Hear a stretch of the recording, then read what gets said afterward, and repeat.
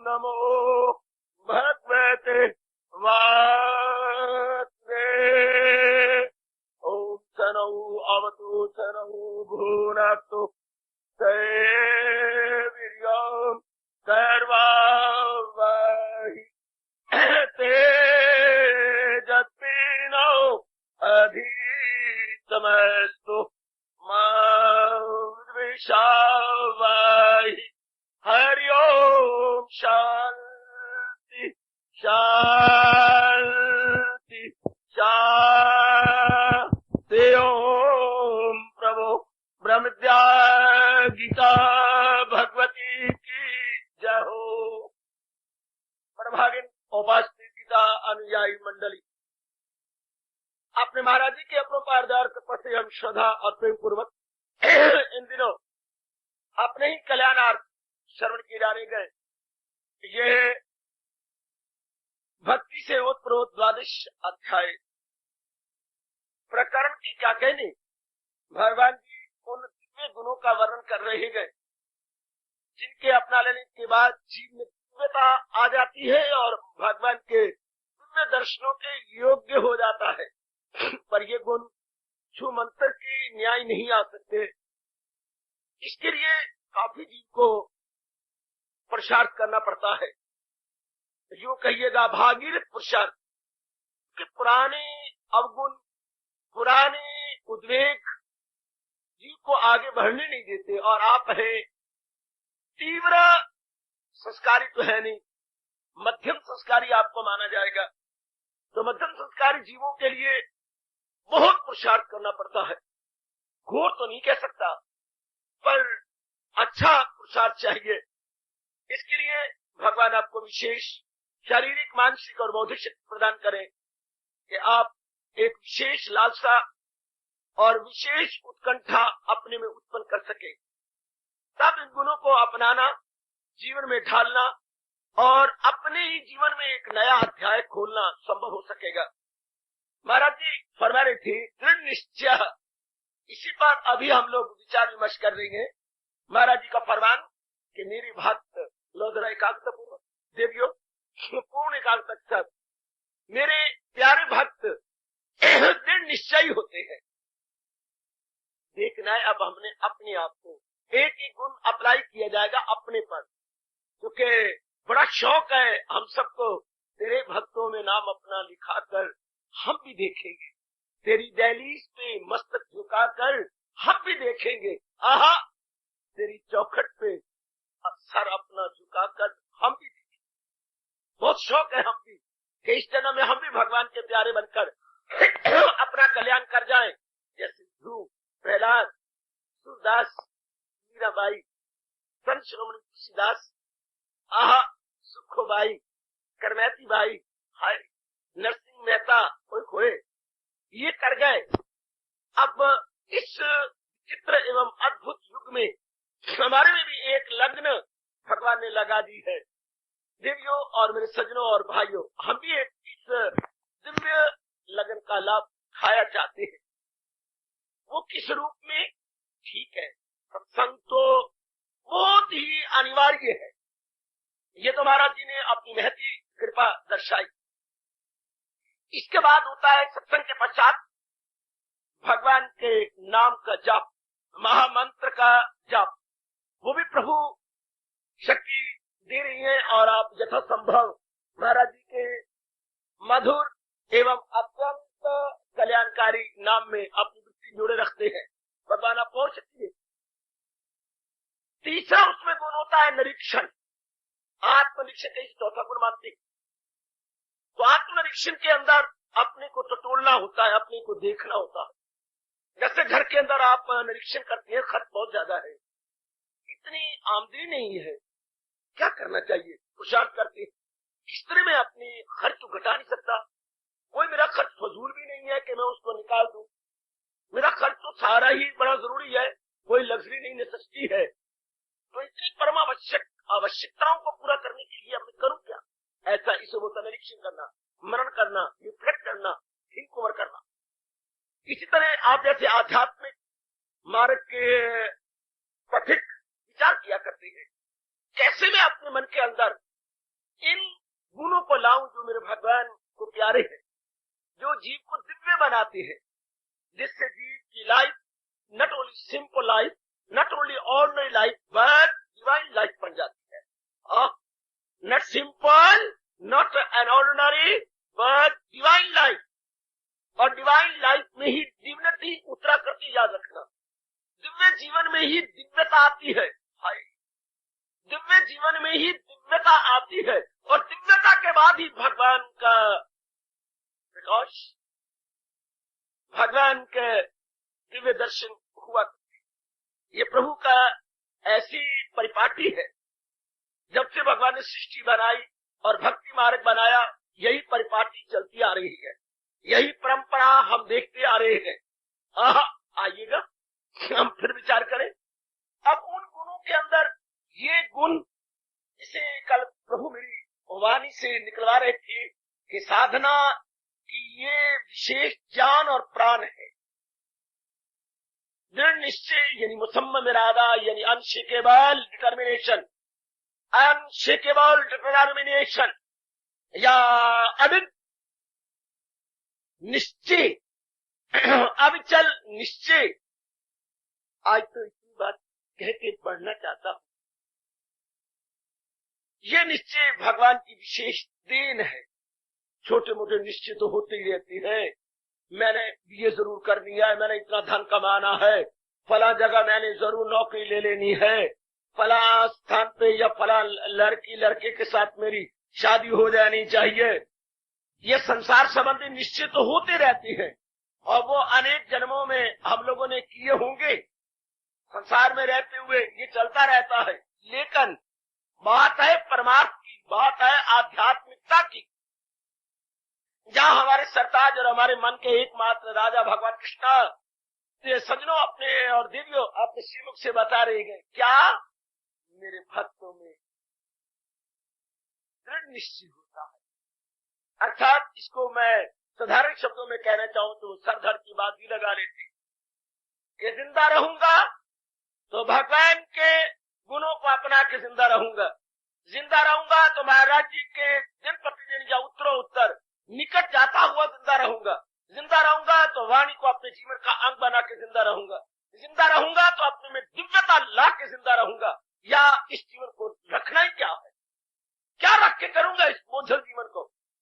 महापुरुष यहां तक कहती है जिसमें दिव्यता नहीं है, वो अपना शरीर अगर धरती या भगवती पे रखे हुए है तो कैसी है, जैसे बकरी के गले में थन, व्यर्थ का बोझ है।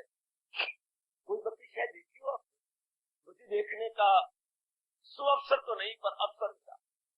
क्या बकरी के गले में थन, बेचारी हर समय बोझ से मरती रहती है और विशेष प्रकार की दर्द भरी आवाज उससे निर्गत होती है। बकरी की गले में थन, भगवान ने मानो दंड दे दिया हो 24 घंटे का, 24 घंटे का दंड। हवाने में तो थन तो हर एक देखते ही, लेकिन बकरी के गले में थन, विशेष प्रकार का दंड है। इस प्रकार जिस मानव में दिव्यता नहीं है, और जिसमें निरापरा पशुपना है, वो धरती के बोझ। भगवती उसे हमारे आचार्यगण धरती पे बोझ कहती है, पर हम लोग तो बोझ बन के नहीं रहना चाहते। हम तो महाराज जी की मुकुट मणि बन के रहना चाहते हैं। तो ये हो कैसे, जब इन गुणों से अपने आप को लैस कर दिया जाए। और इस मार्ग में बढ़ने वाले तो अपने शरीर के साथ खेल जाते, वो शरीर को कुछ नहीं समझते। वो तो ऐसा विश्वास कर लेती है कि दुनिया में जिंदगी तो उसी की है जो प्रभु का हो गया, और प्यार ही में खो गए। जीवन तो उसी का है, वरना अगर नहीं भगवान की भक्ति भावों में खोते तो काम क्रोध वो लोभ अहंकार निंदा मत्सर चोरी यारी हवा भूख कीना और इधर उधर की गंदी मंदी बातें हमें बुरी तरह लूट लेती, हम बुरी तरह मारे जाते हैं। और ये जो वक्त जिससे मैं और आप जा रहे गए, ये इन्हीं लुटेरों का समय है, काम का, क्रोध का, मोह का, लोभ का, अहंकार का। आजकल बोलबाला है राग और द्वेष का। राग और द्वेष चारों ओर लुटेरों की तरह, डाकुओं की तरह फैले हुए हैं। चुन बार हमारी है। भगवान ने हमें प्राथमिकता दी है कि चुन लो, क्या दैवी संपदा चाहिए या आसुरी संपदा चाहिए? 16वां अध्याय साक्षी है।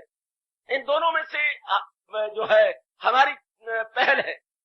हम कहते हैं हमें तो दैवी संपदा चाहिए, हम तो दैवी सफात में अपने आप को लगाया चाहते। तो फिर ऐसे आप जैसे निर्जीव, आप जैसी बड़भागन अहोभाग्यशालिनी देवियां फिर परवाह नहीं करती अपनी शरीर। फिर तो रोम रोम से ही निकल जाता है, रोम रोम से निकल जाता है, स्वाभाविक रूप से, नैसर्गिक रूप से। पढ़ा ये शब्द आपने नैसर्गिक? बाबा नहीं पढ़ा। जैसे चश्मे का पानी अपने आप ही फूट फूट के बह जाता, चश्मे का पानी नैसर्गिक रूप से फूट रहा है। वह शब्द लगाएंगे नैसर्गिक रूप से, नैसर्गिक, स्पोंटेनियस ओवरफ्लो, स्पोंटेनियस ओवरफ्लो।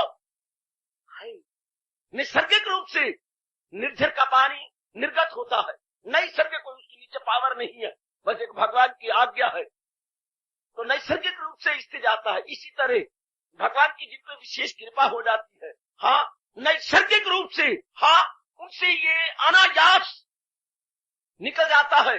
बैठे हैं तेरे दर पे या कुछ करके उठेंगे।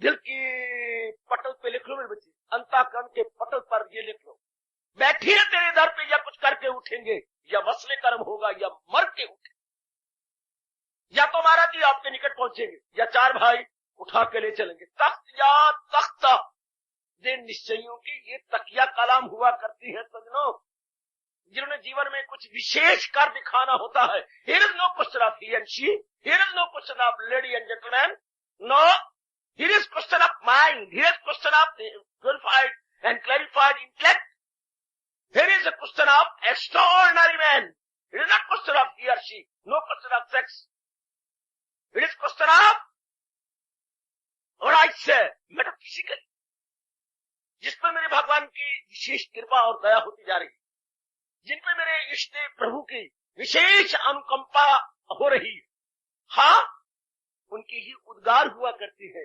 सर पर कफन लपेटे, लिखो दिल की पट्टी पर, जरा अशुद्ध और खुशनुमा लिखना, जरा क्लियर एंड क्लीन।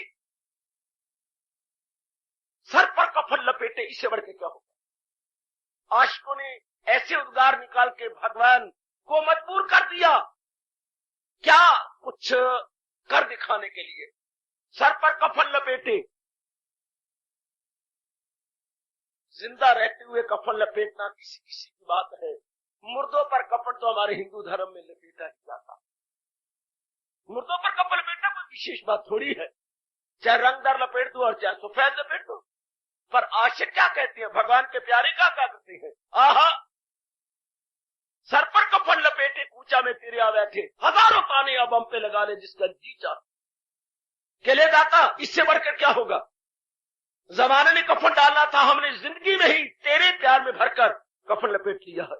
जिसकी जो मर्जी है कह ले, लेकिन अपनी मनमानी करके जाएगी, अपनी मनोवांछित फल पा के जाएगी। शाबाश। दिन निश्चयी दिनों में कुछ कर गुजरते हैं, एक लंबा समय नहीं बेटे, ये भी हमारी ढील है मन को दी हुई। ये लंबा समय किसे कहती? लंबा समय का मतलब हमारी लालसा, हमारी उत्कंठा, हमारी व्याकुलता में कमी है। अगर हमारी लालसा उत्कंठा में परिवर्तित हो जाए और उत्कंठा का रूपांतर व्याकुलता में हो जाए तो फिर कमी क्या? जिंदगी के दिन तो खरगोश की गति से भागते चले जा रहे हैं। हमें भी तो अपने मन को उत्कंठित करना होगा ना, उसमें एक विशेष प्रकार की डिजायर को बर्निंग बना लेना होगा।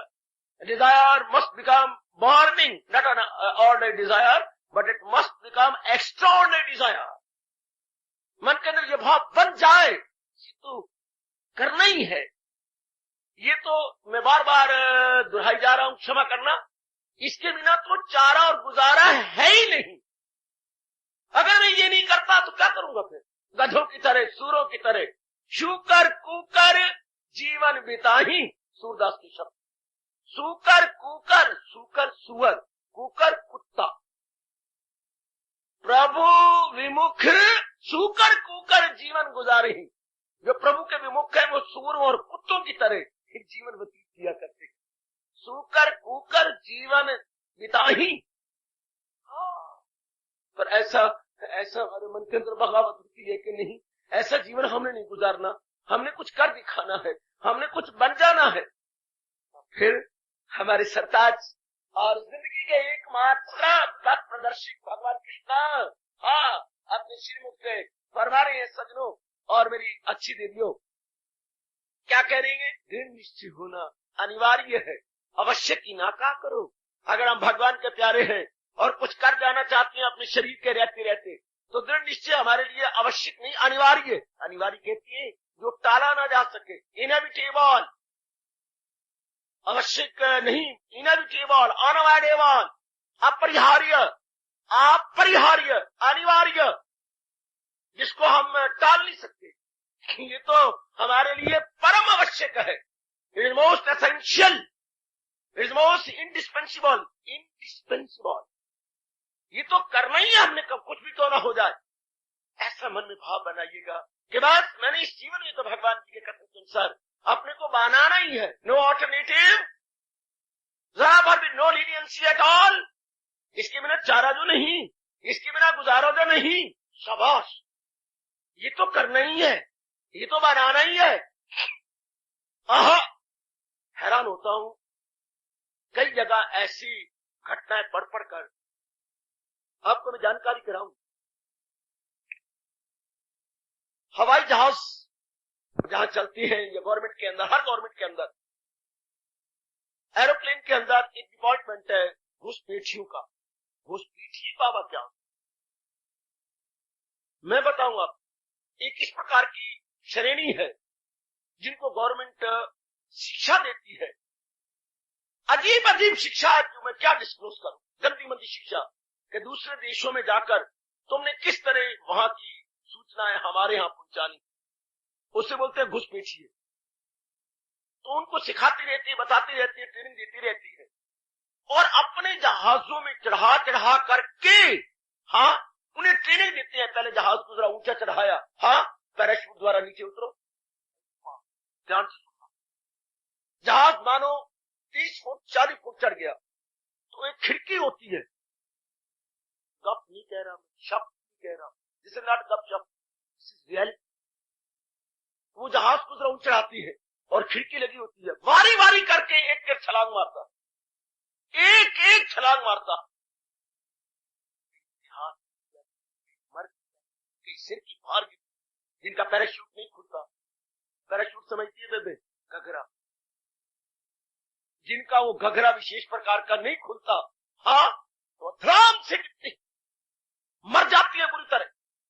लेकिन training is going on like anything, उसमें भर्ती होती रहती है, क्योंकि पे बड़ी ज्यादा मिलती है, बड़ी ज्यादा पे मिलती है अपने बच्चों और अपने जालिम पेट को पालने के लिए अपनी जान तक खींच जाती। फोटो देखी किस प्रकार वो पहले 30 फुट में काम चल, जो 30 फुट में कामयाब हो गए, फिर 60 फुट से, फिर 60 फुट से छलांगे मारते हैं, 60 फीट से, फिर 100 फीट से, फिर इससे भी ज्यादा और उससे भी ज्यादा। जब देखते हैं कि ये इतने हमने ट्रेनिंग दी थी 100 को, उसमें से मुश्किल से 33-34 कामयाब, उन 33-34 में दूसरे देशों में अलॉट कर कि तुमने फलाने कंट्री में जाकर उनका बेड़ा घर करना है, तुमने फलाने कंट्री में जाकर ये करना है, और उनको सब कुछ दे देती है, घड़ी की तरह होती है, उसमें वो खबरें देती रहती, तो वो कई आले उन्हें उनके पास पहुंचा देती है, वो वायरलेस इत्यादि चले जाते हैं।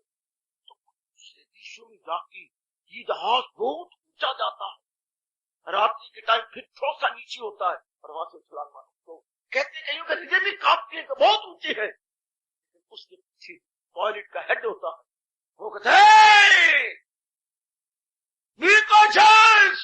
और धक्का दे देता। तुम ऊंची से धक्का देना, जा अल्लाह भली करेगा, चढ़ जा पुत्र, चढ़ जा पुत्र, सुन ली अल्लाह मियां भली करेगा। इतनी ऊंची से पुत्र गिरा देना, और पैराशूट खुले या ना खुले, और वो खुलता फिर पता नहीं कहां गिरेंगे।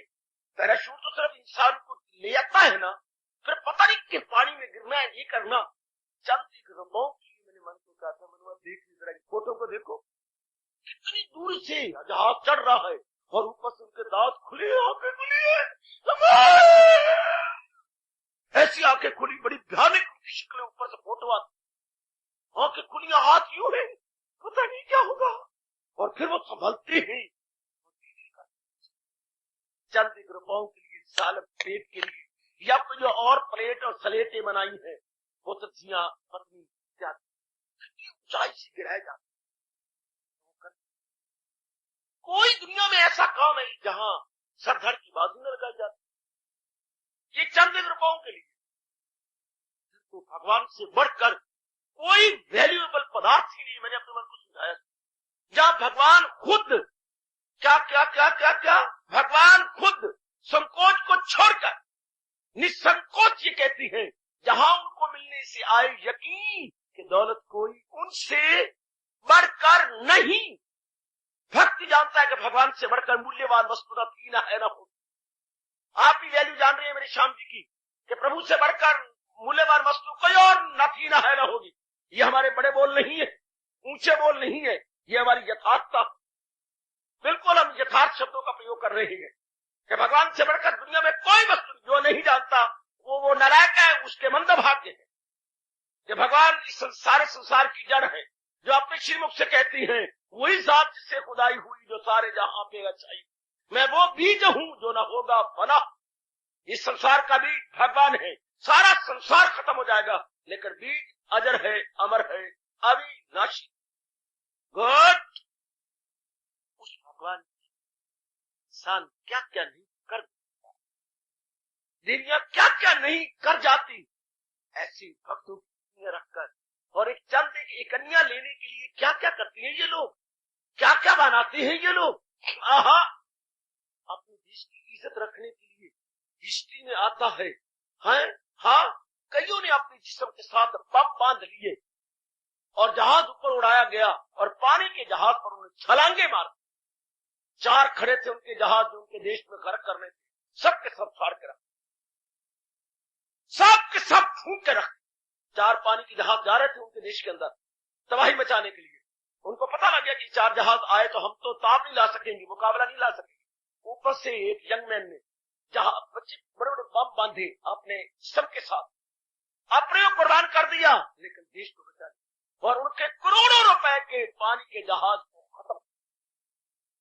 बाद में पता लगा तो यहाँ आ कौन गया, या तो कोई आ नहीं सकता था। ऊपर के जहाज से एक बच्चे ने कुर्बानी दी और उसके ऊपर धड़ाम से गिरा है। देश का एक बच्चा गया, लेकिन हजारों लाखों कुर्बानी। सुन सुन के पढ़ के हम सख्त आश्चर्य में पड़ते हैं। शाबाश, इस तरह भगवान के प्यारे हमारे से उम्मीदें रखी जा सकती हैं। भगवान कहती है दृढ़ निश्चय हो जा, कोई कुछ भी आए, कई तकलीफें आएंगी, कई मुसीबतें आएंगी। मुसीबतें भी तो एक प्रकार की नहीं, मुसीबतें भी आधी भौतिक है, आधी दैविक है, आध्यात्मिक है, यानी आधी है व्याधि है उपाधि। एक प्रकार की थोड़ी मुसीबतें हैं, नाना आधी व्याधि और उपाधि। किसी को हम बोलते हैं आधी दैविक, आधी भौतिक, आध्यात्मिक। देवताओं की ओर से कुछ मुसीबतें आती हैं, देवताओं की ओर से, हाँ, कुछ प्रकृति की ओर से आती है, प्राणी पदार्थों की ओर से, और कुछ अपने मन और शरीर की तरफ से आप क्या। नाना प्रकार की मुसीबतों सारों का मुकाबला करते हुए जी क्या क्या नहीं करते।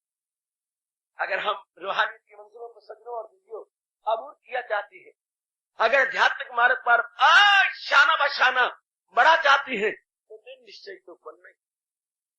कम वक्त में आई मस्ट गो फॉरवर्ड, कम वक्त में जो कुछ भी होता है होने दो, पर मुझे अग्रसर होना ही है। क्यों होना है? प्रश्न उठता है जरा टेढ़ा सा प्रश्न चिन्ह लेकर, क्यों उठता है? जवाब मिलता है इसके बिना चारा कोई, इसके बिना और कोई बदल ही नहीं है। अगर मैं नहीं करता तो बदल नहीं है, मेरे लिए और कोई जरिया नहीं है। शाबाश, और कोई चारा नहीं है। बहुत अच्छे, बहुत अच्छे, बहुत अच्छे, बहुत ही अच्छे। ये मन में बिठा लीजिए। एक मैं ही बिठा के ना चला जाऊं, एक मैं ही अपने मन के अंदर दृढ़ करके ना चलो जब आप भी रख लीजिएगा, इसकी बिना चारा नहीं। मैंने कई बार ये शब्द लगाया, अगर हम ये नहीं करते, महाराज जी के अनुसार जीवन नहीं बनाते और उनके अनुसार अपने जीवन में एक दिव्यता नहीं लाते, तो क्या करेंगे? फिर क्या राक्षस बन जाएंगे? हमारे में नेगेटिव क्वालिटीज काम करो, वो लोग अहंकार का अड्डा बन जाएगा। अगर हम दैवी संपदा को नहीं अपनाते तो फिर आसुरी संपदा बनी बनाई है। शाबाश, अगर आप गुलाब के फूल को हाथ नहीं लगाते तो दर्जनों कांटों के साथ दो चार होना पड़ेगा, क्योंकि दो ही चीजें हैं, या कांटे हैं या फूल है। या तो फूल को तोड़ लो या फिर कांटे आपको तोड़ेंगे। हाय, या फूल को तोड़ लो, now it depends upon you, your choice. Either pluck the flower or thorn will pluck into you. दुनिया में ये या तो नेकियां ले लो या तो गुड बन जाइएगा, वरना बुराइयां हमारे अंदर न चाहने पर होता है, क्योंकि बुराई की मेजॉरिटी है। बैड क्वालिटी संसार के अंदर बहुत संख्या, अधिकता, प्रचुरता इन्हीं की है, बहुलता इन्हीं की है। हमारी उस्तादी इसी में है, हमारी बहादुरी इसी में है कि हम अपने में दिव्यता लाने की अपनी ओर से पूरी कोशिश करें, पूर्ण प्रयास करें कि हमारे में दिव्यता आनी चाहिए। क्योंकि हमारे अंदर एक विशेष प्रकार की हलचल मचती है, खाना पीना और अपने जैसे बच्चे बना लेना ही जिंदगी नहीं है, शर्मिंदगी है। अपने को ताना मारे करो ना, अपने को एक विशेष प्रकार का चाबक लगाया करें। क्या? जिंदगी बिन बंदगी शर्मिंदगी, जिंदगी बिन बंदगी शर्मिंदगी। जिस जिंदगी में भगवान की भक्ति नहीं, बंदगी बच्चे भक्ति, जिस जिंदगी में बंदगी नहीं शर्मिंदगी से भरपूर है, जिंदगी बिन बंदगी शर्मिंदगी। बाबा एक बार, जिंदगी बिन बंदगी शर्मिंदगी, उस जिंदगी में शर्मिंदगी शर्मिंदगी है। आहा, बेहयाई ही बेहयाई है, बेशर्मी ही बेशर्मी है। चुपके चुपके को कहते हो, शोर मचा के कहो बेशर्मी। कब? जबकि बंदगी ना हो, बंदगी बंदगी जिंदगी में बंदगी ना हो तो बस शर्मिंदगी। हलचल मन के अंदर एक विशेष प्रकार की क्रांति सी आ जाती है कि हम तो एक अच्छी जिंदगी गुजारना चाहते हैं, और भी मन को राय दिया करो, मनवा नहीं वो जिंदगी जिसको जहां नफरत छुटा है। लोग झर फिट्टे मुंह पर, वो भी जिंदगी नहीं, फिट्टे मर छुरी पानी पा के बैठ गया। अगर लोग यूं कहती हैं तो ये भी जीवन अच्छा नहीं है। क्या क्या क्या क्या बच्चे, अगर लोग लानते मारते हैं ये भी कोई जीवन है? आहा, नहीं वो जिंदगी जिसको जहां नफरत से टकराए, नहीं वो जिंदगी जो मौत के कदमों में खोता बन के गधा बन के गिर जाए। बस आई कजा ले चली चले, वाह ये भी कुछ जिंदगी है। कहती है आई कजा ले चली चले, अपनी खुशी ना आए थे ना अपनी खुशी चले। बेबे तूने पैदा किया था, काल मुझे लिए जा रहा। खोते आदमी इस प्रकार रो के मर जाते हैं। आई कजा, कजा कहते बेटी मौत, आई कजा ले चली चले। आय हाय, लाई हयात आई कजा, उनके अध्यक्ष शब्द है। लाई हयात जिंदगी में ले आई, आई कजा ले चली चले, अपनी खुशी ना आए थे ना अपनी खुशी चले। ये जीवन तो ना हुआ, ये तो एक मजबूरी का जीवन हो गया, बिल्कुल ही गंदा जीवन। लेकिन मां पुत्र तो और किसी है नहीं वो जिंदगी जो मौत के कदमों में गिर जाए, नहीं वो जिंदगी जिसको जहां नफरत से टुकरा है, यही है जिंदगी। हाय, ऐसा हमारा जीवन जाए, वही है जिंदगी जो नाम पाती है भलाई में खुदी को छोड़कर, जो पहुंच जाती है खुदाई। जीवन है तो ये जीवन है, और ये नसीब कब होता है? यह हमारे नसीबा में कब लिखा जाता है? यह हमारे विरसे में कब आता है? हम पक्का इरादा करते हैं, जब हम अपनी भाषा में कहेंगे जब हम पीड़ा उठा लेते हैं, या आप हंसने मुस्कुराते शब्दों में कहेंगे जब हम लंगोटे कस लेते हैं। आहा, गिल्ड अप योर लाइफ, अरे गिल्ड अप योर लाइफ, जब हम पक्का इरादा कर लेते हैं। आहा, तख्त या तख्ता, जो तू है बहादुर समझ ले, यही हिंदुस्तान का कोना कोना पुकारता है। जो तू है बहादुर समझ ले, यही कहे तख्त या तख्ता मंजिल मेरी। क्या मुंह से बहादुर कहने में क्या बहादुरी है? तो मुंह से कहो मैं बड़ी बहादुर, और तेरी सहेलियां कहो तेरे जैसी बहादुर तो हमने कोई भी नहीं देखे। ये इसमें क्या हुआ? वो कहते हैं ना क्रियात्मक रूप से, प्रैक्टिकल रूप से दुनिया अमल से नापती है, बात से नहीं। बेकार है जो मुफ्त में होगा करे कोई। जरा प्रैक्टिकल देखे ना, जो तू है बहादुर समझ ले यही कहे तख्त या तख्ता मंजिल मेरी। और बोलो भगवान ने अर्जुन को की मूंछों को मरोड़ते हुए पता क्या कहा? वो मुझे पता है, आपको नहीं पता। भगवान ने अर्जुन की मूंछों पर, बड़ी बड़ी मूंछों वाले आ जाते हैं तो मैं भी उनकी जो प्यार से यूं कर देता हूँ, अपनी उंगली बीच में डालकर जरा यूं बनाता थोड़े से। वो कहते क्या कर रहे बाबा? बाबा थोड़े से तेरे वाल में फर्क आ गया है, मैं जरा उसको अपनी उंगली में चढ़ा के ठीक कर रहा हूँ। तो बड़ी बड़ी मूंछें आती हैं। आहा वाह वाह वाह वाह वाह वाह वाह वाह वाह वाह वाह वाह, आहा आहा आहा। जैसे हमारे कृष्ण के लाला आते हैं, इनको मैं कहा करता कृष्ण के लाला राम तुम्हें पीठ जाकर दिखा तो किस काम आएगा मूंछों का ताव? अगर जंग में पीठ जाकर दिखाओ तो किस काम आएगा मूंछों का ताव? है कुंती के पुत्र, तूने यूं मूंछें बना करके यूं बना रखी है, कौन होगा हमारे सामान? और जंग में आकर क्षत्रिय होकर पीठ दिखाओ तो किस काम आएगा मूंछों का ताव? भगवान के प्यारे बनकर इस मार्ग में लगकर और भगवान के श्री चरणों की चेरी कहलाकर, चेरी कह रहा हूं चेरी, भगवान के अनुयायी कहलाकर अगर इरादा पक्का न करे तो कौन सौरा पक्का करे? अगर रब के प्यारे सर धड़ की बांसुरी लगाते तो कौन लगाए?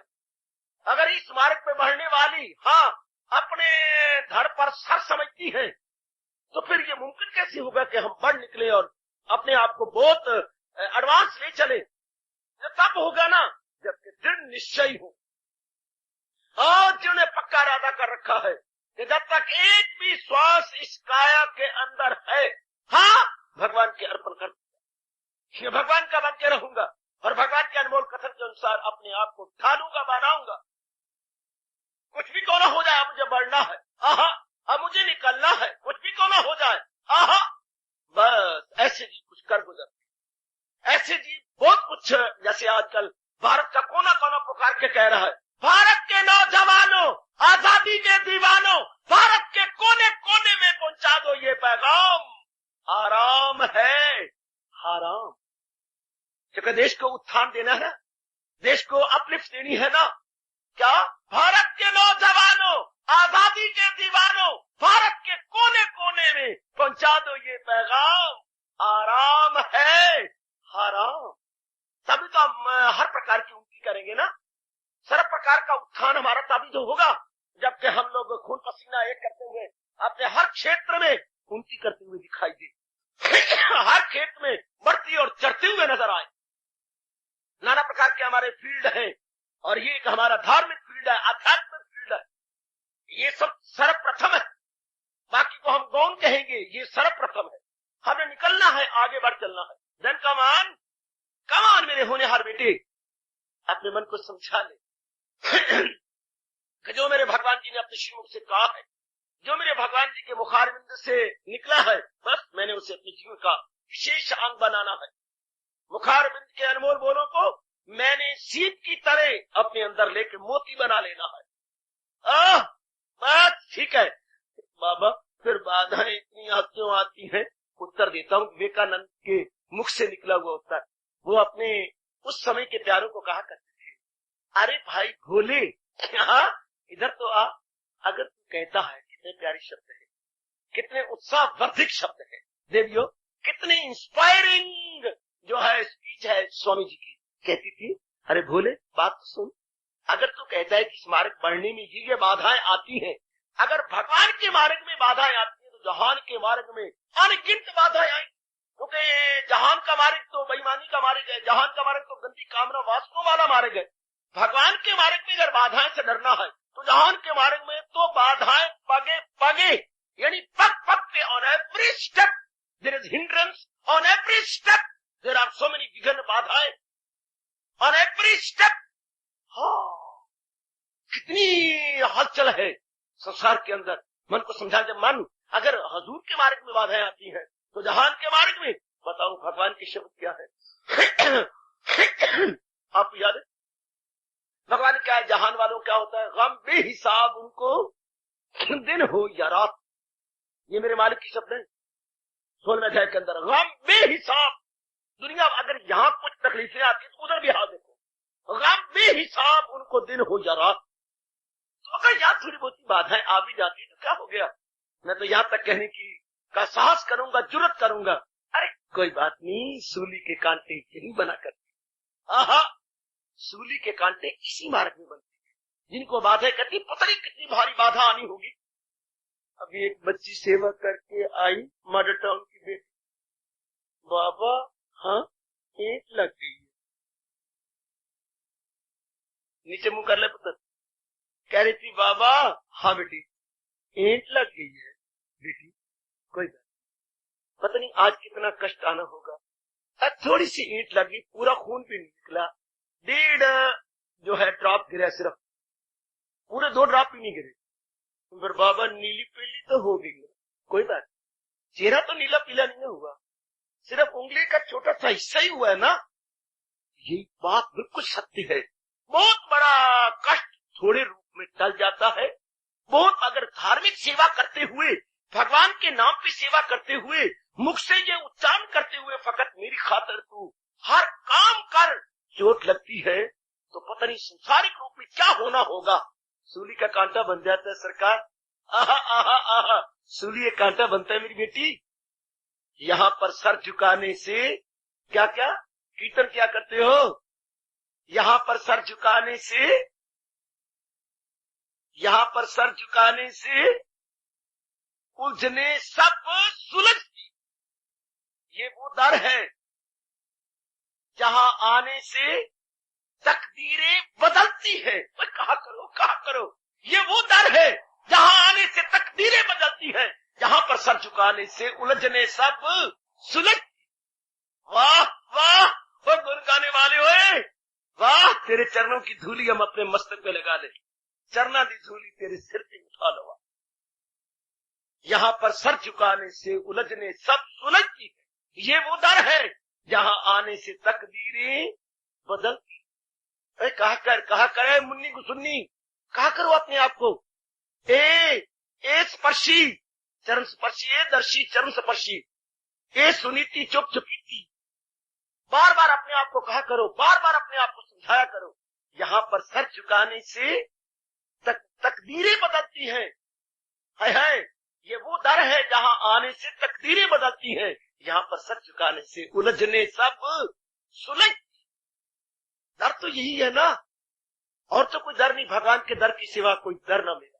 और दर क्या है, यहीं पर आकर के हमारी तकदीरें बदलती है, यहीं पर आकर। वरना अगर हम गंदी मिट्टियों के गुलाम होते, शिकार होते, तो कभी लानत मारता है, गुलामी मेरा काम आती है तकदीरें न तकदीरें। अगर हम गंदी मिट्टियों के गुलाम हो, हाँ, काम क्रोध मोह लोभ अहंकार निंदा मत्सर इत्यादि के गुलाम हो, तो कुछ भी नहीं बनता। वारे तेरी माँ जीती रह रे, कभी गुलामी में नाकाम आती है तकदीरें न तकदीरें। जो हो ज़ौक़ शकी पैदा तो कट जाती है जंजीरें। वाह वाह, घुंघरू डालो पुत्र, घुंघरू डाल के बेताल भी नच ले तो भी रब खुश हो जाएंगे। बेताल नच ले बच्चे, नहीं नाचने का आता, बेताल सही, पैर इधर यमले कमलों पे रख दे, और बार बार अपने मालिक को खुश कर लो, बार बार अपने मालिक को खुश कर लो। गुलामी में ना काम आती है तकदीरें न तकदीरें। जो हो ज़ौक़ यकी पैदा तो कट जाती है जंजीरें। ज़बान सादिक कदम साबत मोहब्बत फाता है यार। वाह, जिनकी जबान पे मेरे भगवान रहते हैं, जिनके कदम पक्के उठते हैं, मर जाते हैं, पीछे नहीं हटते। ज़बान सादिक कदम साबत मोहब्बत फाता है आलम। उनके मन में इतना प्रेम है कि प्रेम के द्वारा सारे जहान को फतह करते फिरती है। सारे जहान पर विक्ट्री ले रही है अपने मधुर व्यवहार और मधुर बोल से। ये तीन कहते हैं वो 3 गुण, ज़बान सादिक कदम साबत मोहब्बत फाताए आलम। जहां भी जिंदगानी में है ये मर्दों की शमशीर। अगर उनके पास कोई तलवारें होती है तो ये ज़बान पक्की और कदम पक्के और व्यवहार बड़ा मधुर। फिर आगे कभी कहता है कोई अंदाजा कर सकता नहीं उनके जोरे बात। ऐसों को जो भगवान ने बुद्धि में शक्ति दे रखी होती है, मन में जो शक्ति कोई अनुमान ही नहीं लगा सकता, कोई अंदाजा कर सकता नहीं उनके जोरे बाजू का है। निगाहें पर्दे मोमन से बदल जाती हैं, तकदीरें गुलामी में न काम आती हैं, तकदीरें न तकदीरें, जो हो ज़ौक़े यकीन पैदा तो कट जाती है ज़द। ज़ौक़े यकीन, जिनके बारे में अटूट ज़ौक़ मैंने शौक और यकीन मैंने श्रद्धा, जिनको अपने भगवान के प्रति श्रद्धा पैदा हो जाती है, कट जाती है ज़द। श्रद्धावान लबते ज्ञान है। बेटी, भगवान करीम में तो सिर्फ दुहाई करवा रहा हूं, वो हमारे टीचर और मैं आपका मनीटर। टीचर की गैरहाजिरी में मनीटर आगे आता है और पिछले पाठ की दुहाई करा देता। मैं तो भगवान द्वारा पढ़ाए गए पाठ की दुहाई कराने आया और बस रिवाइज करवा रहा हूं। ये भगवान के प्यारे दृढ़ निश्चयी होते, पक्के इरादे वाले होते और कुछ कर गुजरती। पक्के इरादे के बाद क्या देखा बता दूं? हाँ, पक्के इरादे के बाद वंडावा डोल नहीं होता। पक्के इरादे के बाद मन में दूधा नहीं आती। ए राम गोपाल, कर दे मैनू निहाल। देख देख देख देख, पक्के इरादे के बाद दूधा नहीं होती, पक्के इरादे के बाद मन डावाडोल नहीं होता। दृढ़ निश्चय के बाद हाँ, जीव आराम से सोता है, उसके मन में चिंता नहीं होती। दृढ़ निश्चय के बाद भगवान का तख्त हिल जाता है। कहीं इसने अपने शरीर के सिर के साथ खेल जाना है पर पीछे नहीं हटना। दृढ़ निश्चय के बाद धरती का कण कण परमात्मा की कसम उसकी सहायता करने के लिए मजबूर हो जाता। कण कण धरती का उस बहादुर की सहायता करने लग जाता है। कहे इस तो अपने शरीर से खेल जाएगा, ये तो अपनी आयु को टके टके में बेच देगा, खत्म कर देगा। दृढ़ निश्चय के बाद देवी देवता आपके मित्र बन जाते हैं। दृढ़ निश्चय के बाद आने वाले हालात अपना छाया पहले डाल देते। Coming events cast their shadow. दृढ़ निश्चय के बाद हाँ, क्या होता है? मन के अंदर एक ऐसी दिव्य शक्ति आ जाती है जो मेरी चमड़े वाली छोटी सी जबान से प्रकट न हो सकेगा।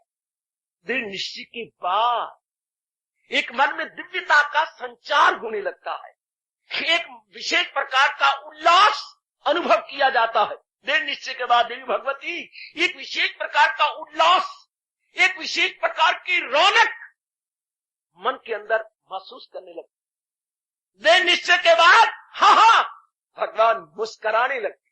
शाबाश शाबाश रे शाबाश। दृढ़ निश्चय के बाद माँ को भी गौरव होने लगता है, माँ को भी और जननी को भी। जननी जन्मभूमि स्वर्गात अपि गृह्यसि।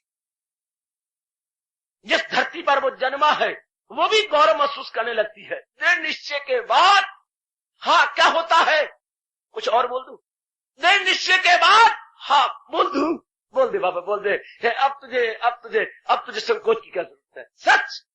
दृढ़ निश्चय के बाद हाँ, यमराज बताते खुद और उसकी सारी सेना मीलों मील दूर भाग जाती है, मीलों मील, कि अब यहां हम स्पर्श भी नहीं कर सकेंगे। दृढ़ निश्चय के बाद क्या क्या? यमराज के बाल बछड़े मर जाते हैं। यमराज की हाँ, यमराज के मर गए मापड़े जी, मर गए मापड़े जी। अर्थ पूछ लेना बाला मेरे ने वालों। यमराज के मर गए मापड़े जी। चलो, दृढ़ निश्चय के बाद क्या करेगा? आय जो मरने तो पहले मर गए ओ मौत मुंह की जान, मरने तो पहले मर गए ओ मौत मुंह की जान। अभी चंद दिनों के बाद मैं ये कीर्तन करवाया चाहता हूं। कब? प्रातः काल कीर्तन का समय होता है। मरने तो पहले मर गए ओ मौत मुंह की जान।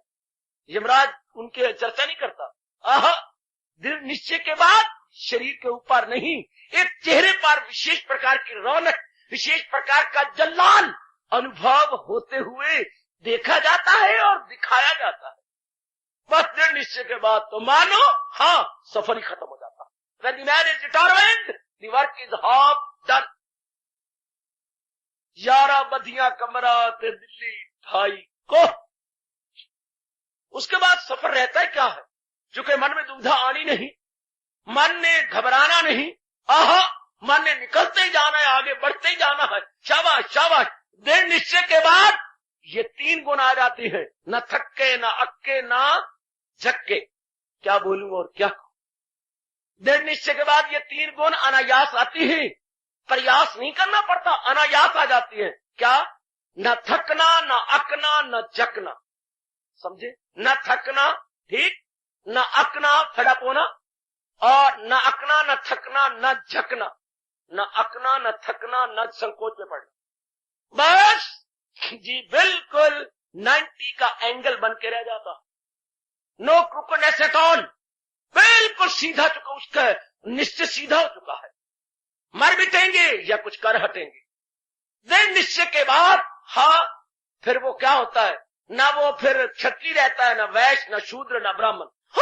बाबा बाबा, मुकदमा कर देंगे तेरे खिलाफ, कर दो। वो किशन लाल आया बैठा है, रिपोर्ट लिखवाओ जाके। वो थानेदार भी आए बैठे हैं। क्या? वो दृढ़ निश्चय के बाद जीव ना ब्राह्मण रहता है, ना क्षत्रिय, ना वैश्य, ना शूद्र। तो बाबा क्या हो जाता है? इन 4 जातों से परे हो जाता है। वो देखो देखो, एक ब्राह्मण होकर के क्या बड़े बोल चुका है। अरे भाई देखा गया, मैं कोई पड़ी हुई बात नहीं कह रहा, गड़ी हुई बात कह रहा हूं। दृढ़ निश्चय के बाद इन कास्टों से जीव परे हट जाता है, जात पात से परे। फिर उसकी कास्ट कुछ तो रहती होगी, जरूर रहती है। वो जीरो में थोड़ा रहता है, वो हीरो में रहता है। लेकिन फिर उसकी कास्ट क्या होगी? एक विशेष प्रकार की कास्ट है। क्या? तरसा के बताऊंगा ऐसे। दृढ़ निश्चय के बाद ना वो रहता है ब्राह्मण, न क्षत्रिय, न वैश्य, न शूद्र। बाबा पहली बार बता रहे हो? हाँ, मेरे पास अनेक बातें हैं, एक ही दिन में बता दूं, फिर अगले दिन क्या बताऊंगा? इस बुद्धि में से धीरे धीरे करके निकालता हूं। ओ मेरे दोते पोतो, धीरे धीरे करके निकालता हूं, मेरे दोतियों पोतियों, थोड़ा करके देता रहता। बाकी काल। दृढ़ निश्चय के बाद आदमी क्या नहीं हो, न ब्राह्मण, न क्षत्रिय, न वैश्य, न शूद्र, तो वो क्या हो जाता है? दृढ़ निश्चय के बाद ईरानिया कह रहा हूं, वो मरहटा हो जाता है। मरहटा, अगर हटा तो मर के हटा। दृढ़ निश्चय के बाद उनकी जात हो जाती है, क्या बते? मरहटा। बाबा पहली बार बताया, we are very very thankful to you. दृढ़ निश्चय के बाद एक ही जात हो जाती है, मरहटा है। मरहटी, ए मरहटी। मैं मरहटी कह रहा हूं, मैं भैंस की कट्टी नहीं कह रहा, मरहटी। दृढ़ निश्चय के बाद वो मरहटा हो जाता है। नाम आया आपको? शिवाजी मरहटा। गजब ढा दे। शिवाजी बजाते खुद क्या है? शिवाजी दृढ़ निश्चय के साकार रूप है। Shivaji is equal to embodiment of determination. अगर दृढ़ निश्चय का साकार रूप देखना है तो शिवाजी के चरणों में प्रणाम कर, महाराणा प्रताप के चरणों में शीश झुका दे, जो कि दृढ़ निश्चय के साकार रूप हैं। शिवाजी और महाराणा प्रताप दृढ़ निश्चय के, मानो दृढ़ निश्चयों ने शिवाजी और महाराणा प्रताप के रूप में जन्म लिया हो। दृढ़ निश्चय के गुण ने मानो शिवाजी के रूप में अपने आप को प्रकट किया हो। मरहटा, जिनको नालायक और कट्टर पहाड़ी चूहा कहकर, मरहटा पहाड़ी चूहा नहीं था, उनके सिरों का काल था, शेरे बब्बर था। कभी कभी शेरे बब्बर को झाड़ी की ओट में इसलिए बैठना पड़ता है ताकि अपने वार को पूरा दुश्मन के ऊपर कर दिखाए और उसका वार अचूक हो।